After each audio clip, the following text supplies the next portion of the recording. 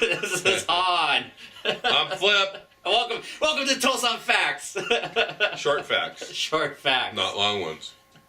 There are a lot of long ones, though. We could talk for hours. I would say that, which we do on the podcast and the other YouTubes. Yes. The last one was hour and 38 minutes. Yes. So listen to it and watch it on YouTube. You learn a lot, but it takes a lot. Subscribe. Oh, I should pay attention. Hi. So what was the question? Oh, the question today is, what were the jobs that Dosan had in his life? Oh, my mom and my grandmother, they were funny because they used to say, like kiddingly, that Dosan never worked a day in his life. Oh, really? Yeah, but that's not true. But Yeah. I mean, working for the people and all the things he did was major job. But actual working, like when he was a kid, he, they grew up on that Todong Island in the Taedong River, Yeah. but it was a farming village. Right. And also he was a sheep herder. A sheep herder? Yeah, so he wasn't from no rich family and not upper middle class. Do you know how many sheep he had, or? 4.5. Oh, really? That's it? 4.5 sheep? Yeah, one was a 4.5 mixed, sheep. half sheep, half goat. Oh, okay. No, I'm just kidding. I don't know how he did. Whatever, whatever. I see. Whatever word or number in Korean registers to be an official herd of sheep. That's what he was doing. And then he worked at, Jejungwon, the medical place that was at Yonsei that became Severance later, one of the first hospitals in Korea.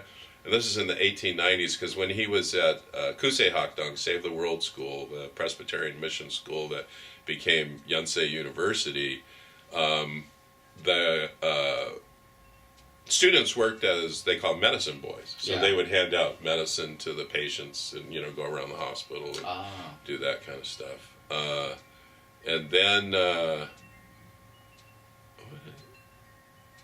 don't know what else he did after that. Because then he became an activist. Oh, he became a teacher. Right. That's his job. He opened up a school. Yeah. He opened the first co-educational school in Korea. Yes. And so, and that was, that's where he got his business sense. I mean, he always had business sense for some reason. Well, opening up his own school. Yeah. Yeah. And then also what do you call it? The Nevius Method. Yes. Because in Presbyterian Missionary, the Nevius Method taught that creating a financial arm of the congregation was important to support the church and to do that. So then after that, he opened the labor agency in San Francisco. He was a houseboy, a servant, a house servant.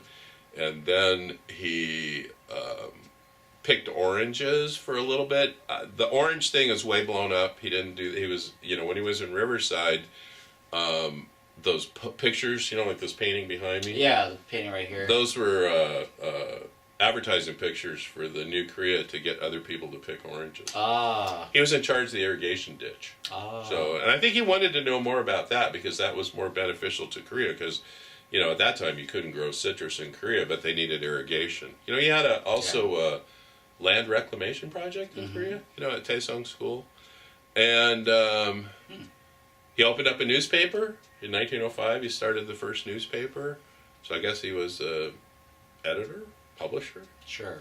And trade association. Yeah, leader. They had the North ginseng. American Industrial. Oh, the ginseng thing. He was just like a advisor to the ginseng merchants, and said, by having a co-op, he developed an area where they could all sell their ginseng and make money instead of being so competitive against each other. Yeah, and fighting in the streets. Yeah, that was the other thing. Yeah, that's funny. That's another quick fact or a long story.